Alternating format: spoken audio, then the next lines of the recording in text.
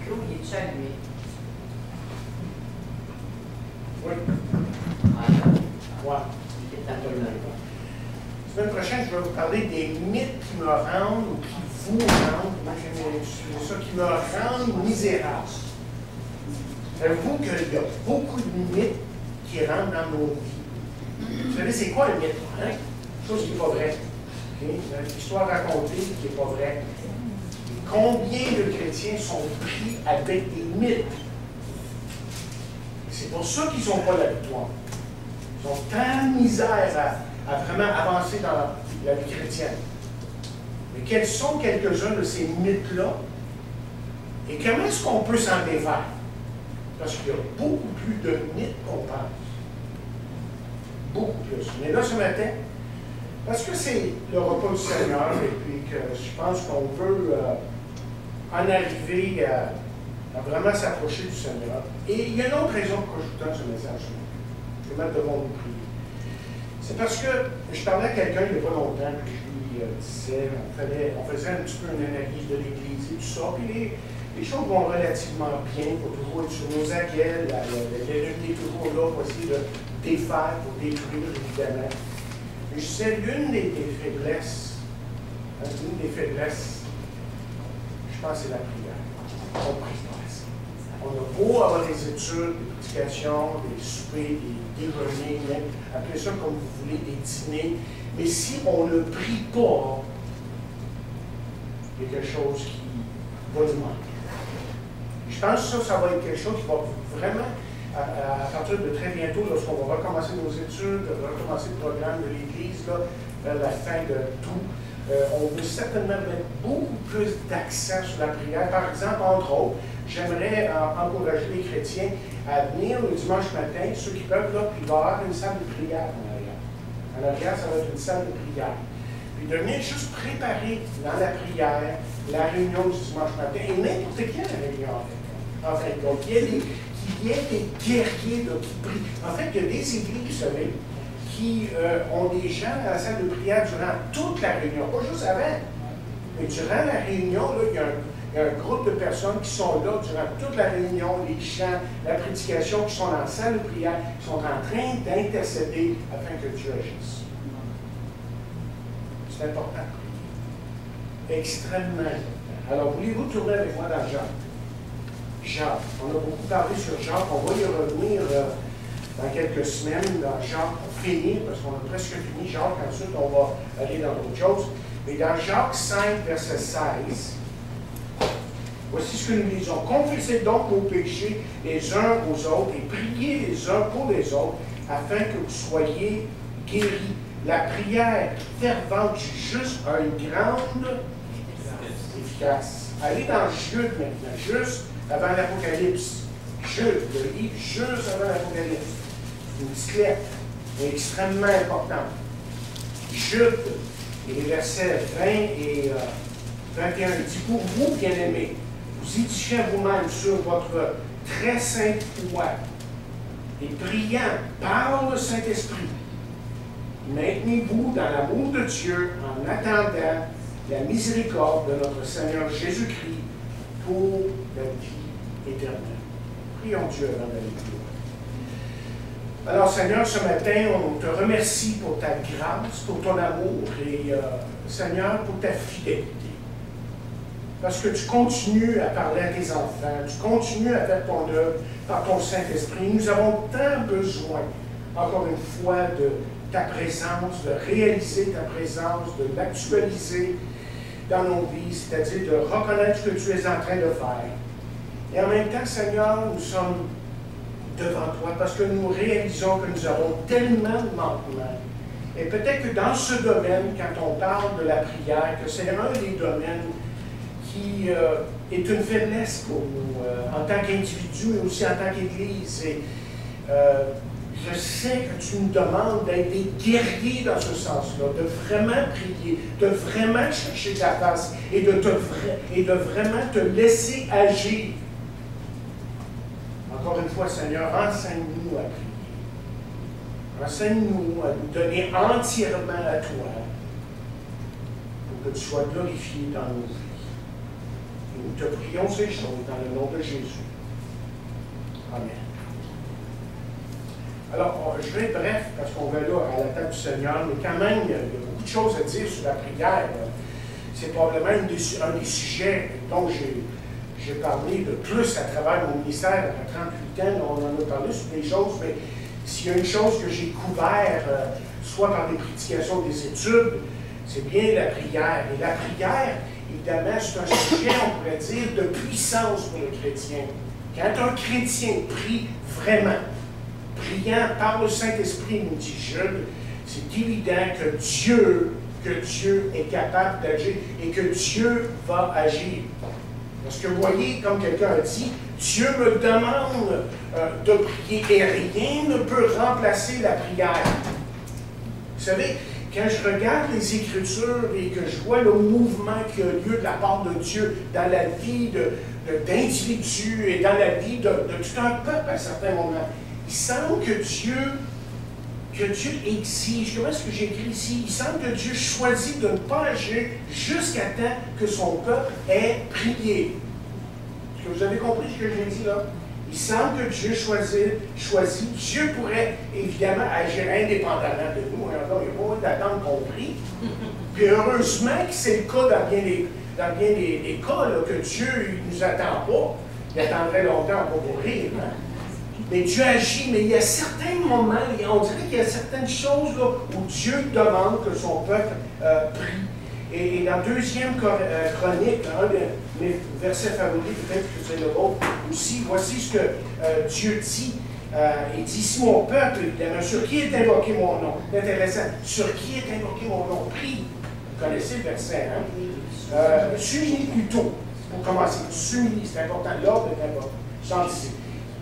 S'humilie, prie et cherche ma part. Et s'il se détourne de ses mauvaises voies, je l'exaucerai des cieux, je lui pardonnerai son péché et je guérirai son pays. Vous savez, à travers la parole de Dieu, mais pas juste à travers la parole de Dieu, quand on lit des histoires comme celle de Spurgeon, par exemple, celle de Wesley, Whitefield, tous ces grands hommes de Dieu, Calvin et d'autres comme ça, c'était avant tout des hommes de prière, des hommes qui reconnaissaient la valeur de la prière. Parce que vous voyez, je pense que par expérience personnelle, je peux dire, bien que j'ai loin à faire encore dans ce domaine-là, j'apprends que c'est par la prière que Dieu nous forme, que Dieu veut nous amener vraiment à la maturité spirituelle. Parce qu'on peut savoir beaucoup de choses.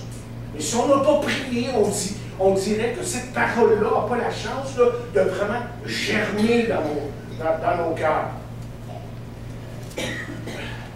En fait, la prière, vous voyez, nous amène à partager ce qu'il y a de plus profond en nous, mais la prière nous amène à vraiment connaître Dieu. Et c'est ce qu'on voit, par exemple, dans Jean 17, quand Jésus prie sa fameuse prière sacerdotale, quand Jésus, juste avant de mourir, se présente devant le Père, là, puis il verse son cœur, puis on voit cette intimité avec le Père, on voit qu'il connaît le Père, il connaît le cœur de Dieu, et c'est exactement ça que Dieu veut pour nous, qu'on apprenne à connaître son cœur. Mais comment devons-nous prier, nous? Mais la première chose, et j'ai juste passé à travers la Bible, là, puis je me suis dit, on va prendre des exemples bibliques. Il y en a, mais des hommes de prière dans la parole. Et la première chose que j'ai vue, c'est que nous devrions prier comme Abraham. Vous vous rappelez les paroles d'Abraham lorsqu'il a dit, après ces choses, Dieu mit Abraham à l'épreuve, et il lui dit, Abraham, et il lui répondit, me voici. C'est ça, là, c'est ces paroles-là qui sont importantes. Il dit, me voici. Et on sait que la foi d'Abraham a été mise à l'épreuve à plusieurs fois. Mais Abraham était toujours à l'écoute de Dieu. C'est ce qu'on découvre de lui. Ce n'était pas un homme parfait, mais c'est un homme qui désirait faire la volonté de Dieu. Et puisqu'Abraham avait cette attitude, Dieu ne s'est plus à le bénir.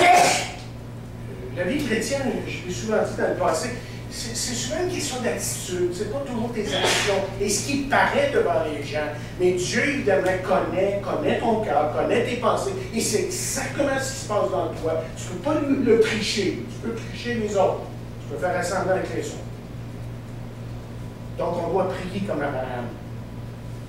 On doit avoir ce désir de l'écouter, comme on a dit la semaine dernière, et de faire sa volonté. Et rien de moins ne peut plaire à Dieu. Et c'est pour ça, on l'a lu tantôt, dans Romains, le 12e chapitre, un verset qu'on connaît si bien, mais je me demande des fois si on l'a vraiment bien compris quand on lit. Je vous exhorte donc, frères, par les compassions de Dieu, à offrir vos corps comme un sacrifice vivant, saint, agréable à Dieu, ce qui sera de votre part un culte raisonnable. C'est un culte normal. Quand on parler d'abandon, comme Yannick a dit tantôt, parler de se soumettre à Dieu, ça devrait être le courant normal de nos vies chrétiennes. Et chaque fois que je viens à Dieu, je devrais m'attendre à ce que je me donne à lui entièrement, sans réserve.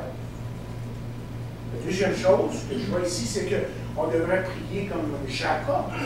On lit à propos de Jacob, car tu as lutté avec Dieu et avec des hommes et tu as été vainqueur.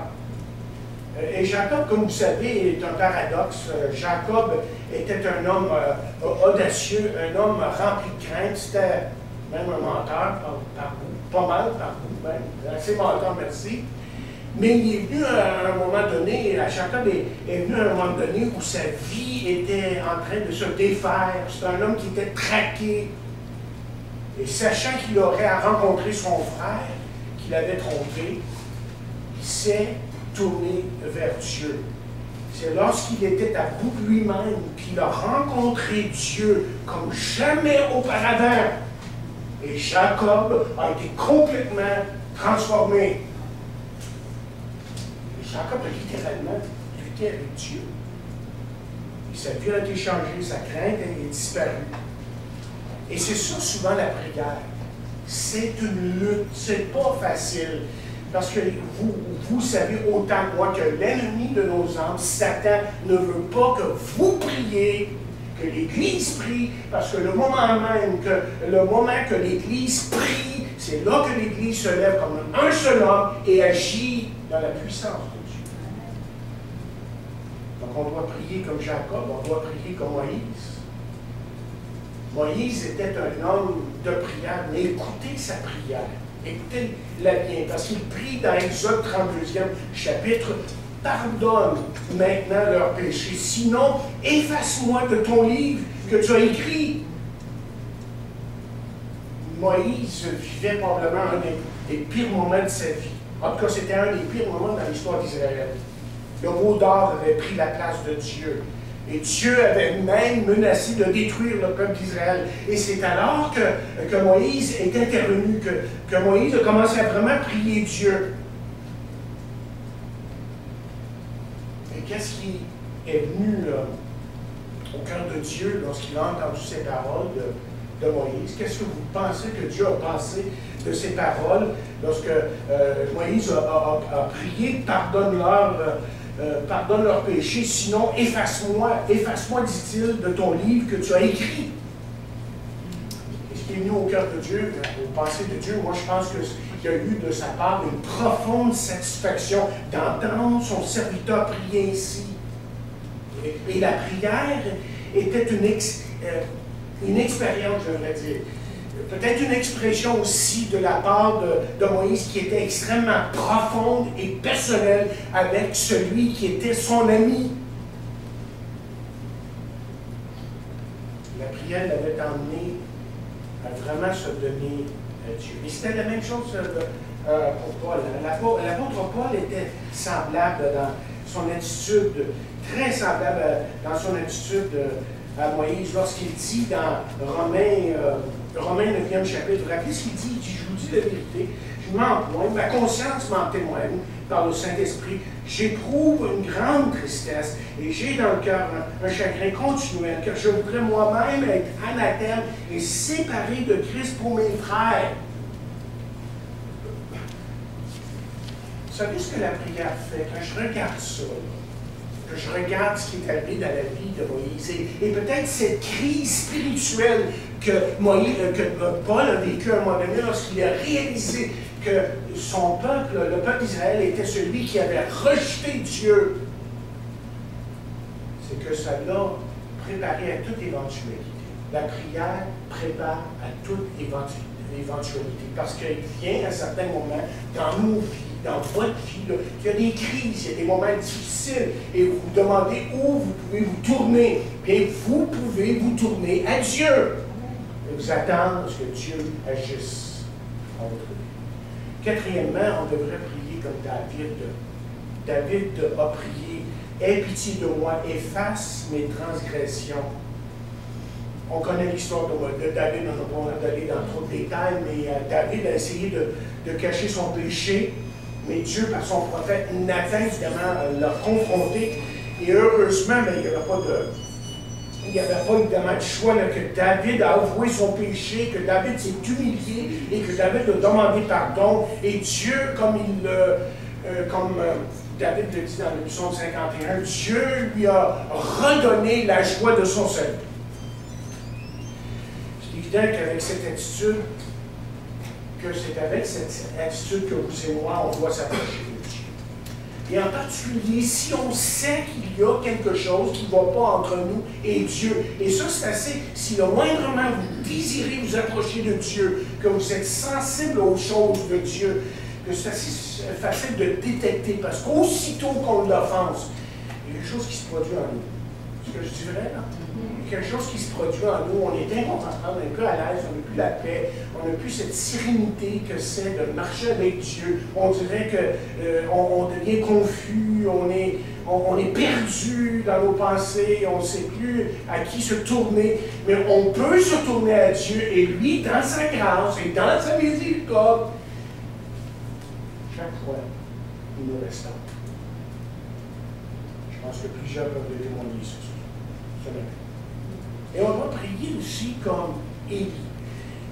Dans 1er roi, je ne l'ai pas écrit dans mes notes, là, mais dans 1er roi, 18e chapitre, voici ce qu'on dit là, au propos de cet incident sur le mont Carmel, au verset 37-38, on dit là, réponds-moi, Éternel. C'est lui qui prie devant 400, vous vous rappelez, devant 400 prophètes de Baal.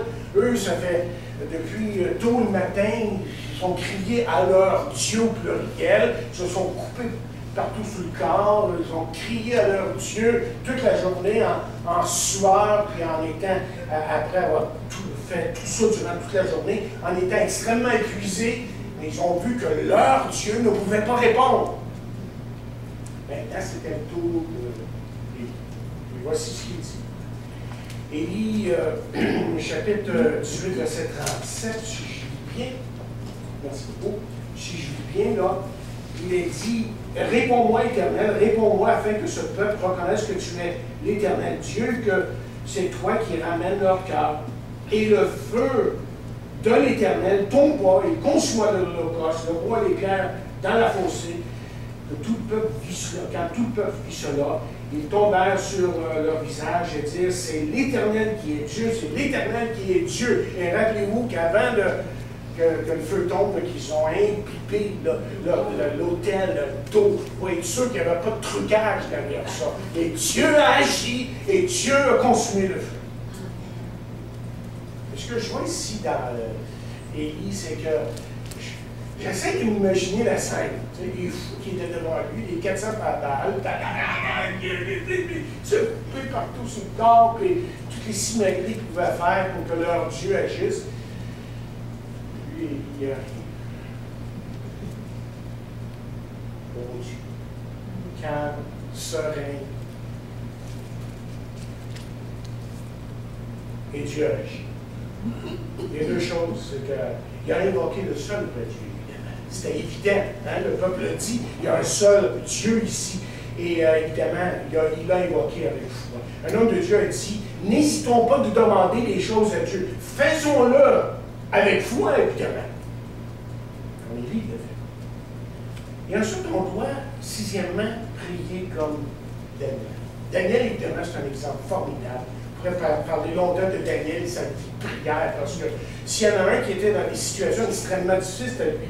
Mais il est dit de lui, lorsque Daniel sut que le décret était écrit, il se retira dans sa maison, où les fenêtres de la chambre supérieure étaient ouvertes dans la direction de Jérusalem, et 3 fois le jour, il se mettait à genoux, il priait, il louait son Dieu comme il le faisait. Ça, c'est intéressant. Comme il le faisait auparavant. C'était quelque chose qu'il faisait régulièrement. Comme vous savez, on a défendu à Daniel de prier son Dieu, mais Daniel, même s'il savait que la mort pouvait s'en suivre, ne plia pas devant cette exigence, devant cet ordre ou décret abominable. Et Dieu l'a honoré. Et Daniel, évidemment, a été délivré complètement, délivré, soit de la fosse au lion, ou de toutes sortes d'autres choses qui pouvaient lui arriver, mais Dieu l'a délivré. Et vous savez, des fois, on rencontre des situations dans nos vies là, où la seule chose qui nous reste, on dirait, c'est du courage. Mais notre courage là, doit être fondé sur quelque chose quand même. On ne peut pas juste dire, bon, ben, sois courageux. J'entends des fois une situation involontaire, quelqu'un qui dit, sois courageux. C'était tellement vite de s'admettre que quelqu'un ne connaissait pas le Seigneur, mais courage. Je vais être presque courage. Là. Je me dis, moi, là, je me sens vide, j'ai rien, j'ai pas de moyens, j'ai beau essayer de penser correctement, j'ai beau essayer des positifs, mais il n'y a rien. Nous, là, on a un grand privilège de prier le seul vrai Dieu, celui qui agit, imaginez celui qui a créé les cieux et la terre, qui est si grand, si merveilleux, si majestueux, mais pas trop grand pour entrer dans nos cœurs. Et pour agir. Daniel connaissait son Dieu. Et je termine en vous parlant d'une autre personne qui savait prier. Jésus. On doit prier comme Jésus. Jésus a prié, Père, pardonne-leur car ils ne savent ce qu'ils font. Mais vous vous rappelez aussi que quand Jésus était en train de faire son ministère, ce n'était pas une affaire de dernière minute qu'il ait dit que Jésus fut ému de compassion, seulement en regardant la foule et en sachant ce qui était dans leur cœur, en reconnaissant, en sachant aussi, en sachant leur état spirituel. Parce qu'il le savait, hein, il savait où ils en étaient avec Dieu, les promesses de Dieu, et en tant que peuple, c'est un peuple qui était, pour la plupart, complètement perdu.